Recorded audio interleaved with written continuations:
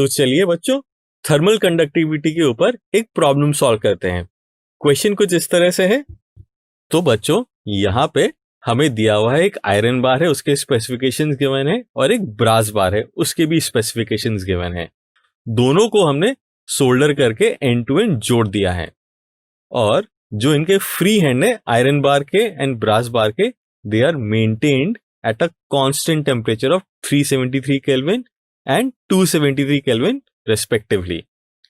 तो हमें पता करना है जिस जंक्शन पे आयरन एंड ब्रास बार जुड़े हुए हैं उस जंक्शन का टेम्परेचर क्या होगा। अगर इसको एक सिंगल बार कंसिडर करें तो उसकी थर्मल कंडक्टिविटी कितनी होगी, और साथ में हमें पता करना है कि हीट करंट कितना फ्लो हो रहा होगा इस बार के थ्रू, क्योंकि दोनों एंड्स अलग अलग टेम्परेचर पे हैं, तो टेम्परेचर डिफरेंस के कारण इसमें हीट करंट फ्लो होगा। यहाँ पे आयरन बार के एक एंड का टेम्परेचर दे रखा है 373 केल्विन, ब्रास बार के दूसरे एंड का टेम्परेचर दिया है 273 केल्विन। क्योंकि आयरन बार का एंड हायर टेम्परेचर पे है, तो आयरन बार से ब्रास बार की तरफ एक हीट करंट फ्लो होगा। अब देखते हैं कि हीट करंट हम निकाल कैसे सकते हैं।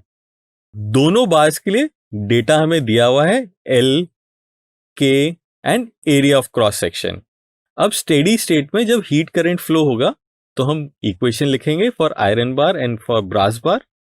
तो अगर जंक्शन का टेम्परेचर T0 है तो हम आयरन बार के लिख सकते हैं H1, that is heat flow through iron bar is K1A1 into T1 minus T0 upon L1, and right hand side में हम लिखेंगे for brass bar heat flow through the brass bar which will be equal to K2A2 into T0 minus T2 upon L2। थोड़ा सा rearrange करेंगे तो हमारे पास T0 के लिए सॉल्व करने पे इक्वेशन आ जाएगी T0 is equal to K1T1 plus K2T2 upon K1 plus K2। तो यहां पर जो भी गिवन वैल्यूज हैं क्वेश्चन में K1, T1, K2, T2, उसको सब्स्टिट्यूट कर देंगे तो हमारे पास T0 की वैल्यू आ जाएगी। अब अगर हम T0 की value heat flow through iron बार में सब्स्टिट्यूट कर देंगे तो हमारे पास H की वैल्यू आ जाएगी K1 K2 upon K1 plus K2 into A times T1 minus T2 by L। So this will be the heat flow और the flow of heat current through the iron bar, and this will also be equal to the heat flow through the brass bar. अब अगर हम compound rod की बात करें which is made up of iron plus bar, तो उस rod की total length हो जाएगी L1 plus L2 which is equal to 2L।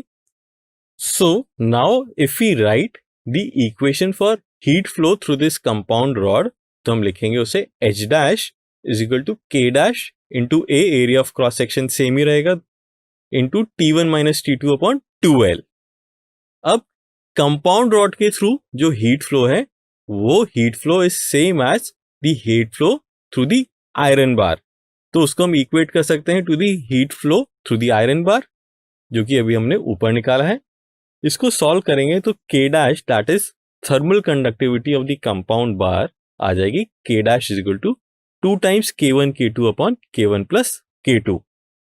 So let us now substitute the values in the equations that we have derived.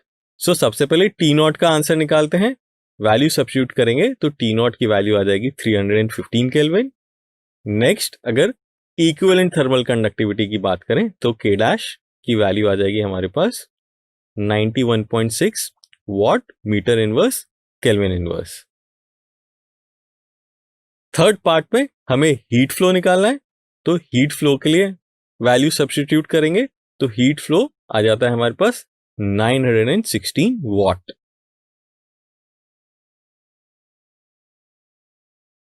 Hopefully आपको ये अच्छे से समझ में आ गया होगा। अब हम कन्वेक्शन के बारे में स्टडी करेंगे। हीट ट्रांसफर के इस मेथड में मैटर का एक्चुअल मोशन होता है। यह केवल fluids that is liquid and air में ही पॉसिबल होता है। यह दो प्रकार से हो सकता है, natural convection and forced convection. Natural convection में ग्रेविटी का भी इफेक्ट होता है। जब हम फ्लूइड को हीट करते हैं तो जो पार्ट हीट के साथ कांटेक्ट में होता है वह पार्ट एक्सपैंड होता है। तो इस केस में आप देख सकते हैं जो part of water which is in contact with heat that is lower part of the span वो हीट होके एक्सपैंड होगा और लेस डेंस बन जाता है।